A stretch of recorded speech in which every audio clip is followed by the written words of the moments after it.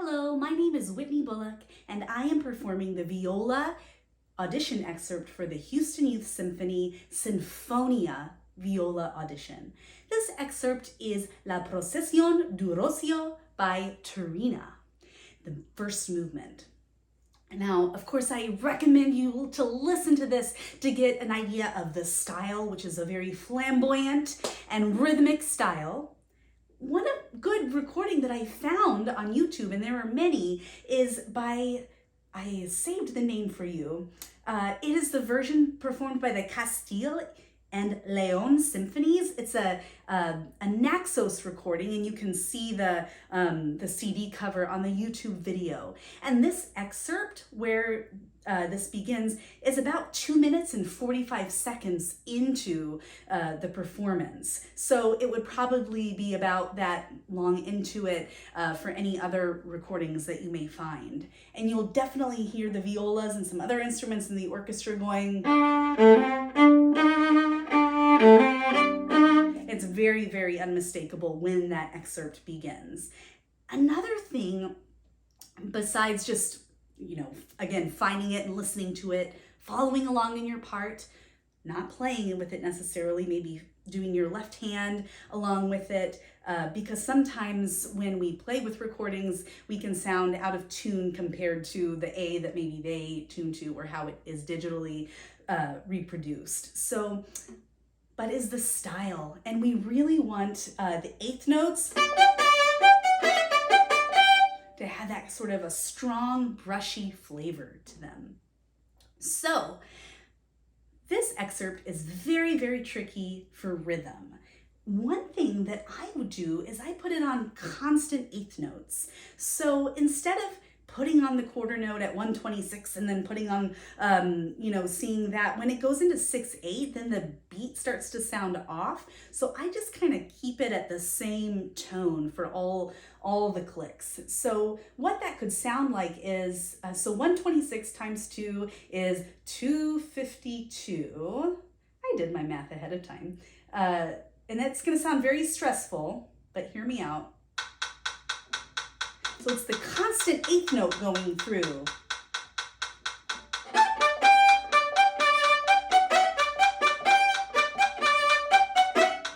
So hopefully you can hear that even though it goes back and forth between 3 and 6/8, we keep that eighth note pulse the same. So when you're practicing it, I would put it slowly, maybe even putting it at 120 to the eighth note. I'm trying to get it down to there so you can really feel that. So I'm starting in the second line where it goes into treble clef. 1 and.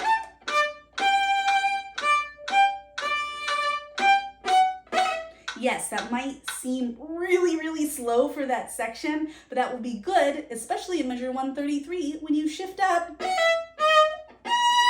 to that B, which is a tricky shift. So we can practice it. Back and forth, slowly isolating it.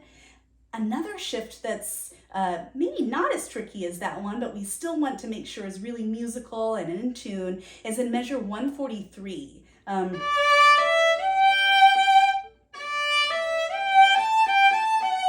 Whatever finger that you are shifting to. So really listening, maybe droning a G throughout this when you play it slowly would be good as well. And again, keeping a constant eighth note pulse so that we don't lose track of where we are. So I'm going to play it for you one more time through, and then we'll do it at some different speeds. And I will, when I play with the metronome, I will keep the eighth note pulse on. But here it is without a metronome again.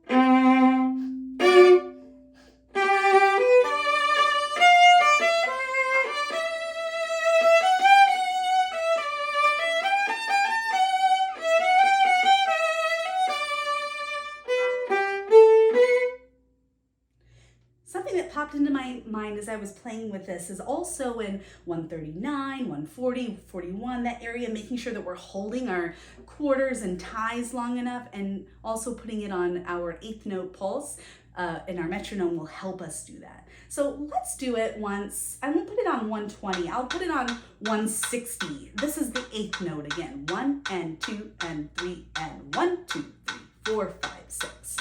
So again, from the beginning, this is 160 to the eighth note. 1 and 2 and 3 and...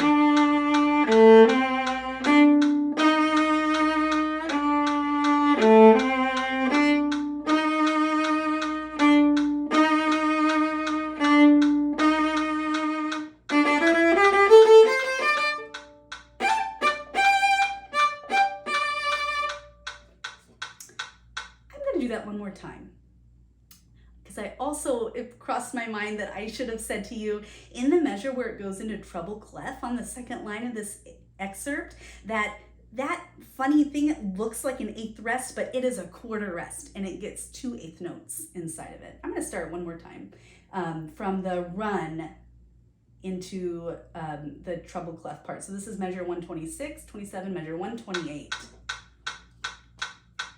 1, 2, 3.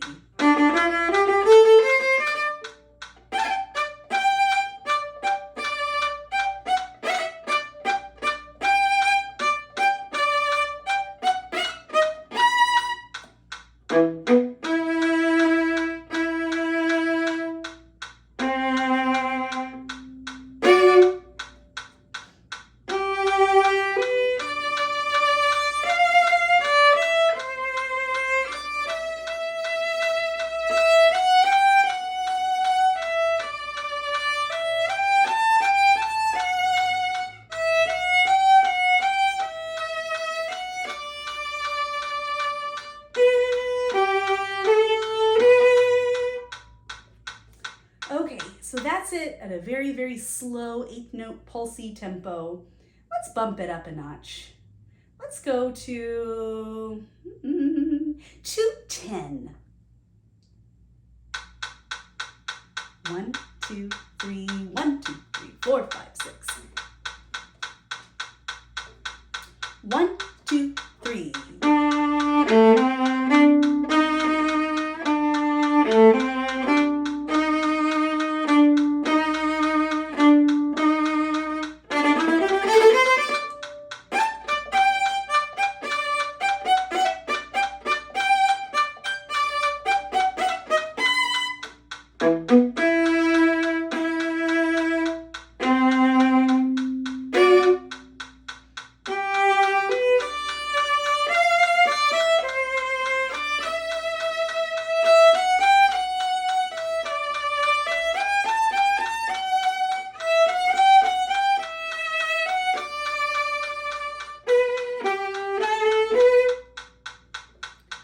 Okay, now we are ready to put it at the full speed, quarter note at 126, except I'm going to put it on the eighth notes at 252. And of course, when you're practicing this at home, you want to move it up even more incrementally than we did to just really, really feel that inner pulse of the eighth notes and to sing musically and to just have fun with this piece.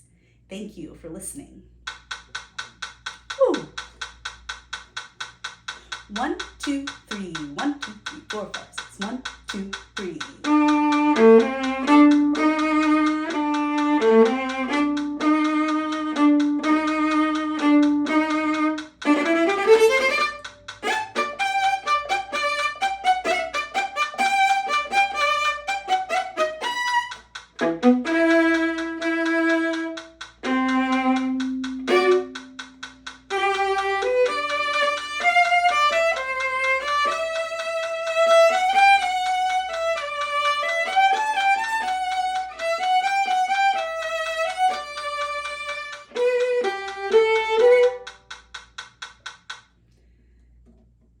Okay, and you can also put it on quarter notes if you would like to. Just be aware that in the 6/8 that that your slashes of where those quarter notes won't be into, because the 8th note stays constant. Thank you so much for playing and working on this Torina excerpt with me. Have fun listening to it. Listen to the whole thing. It's a great, great vivacious work, and that should come across in your playing as well. So when you record this, make it a performance, and as if you were playing it in a lesson. And again, thank you so much. Have a great day.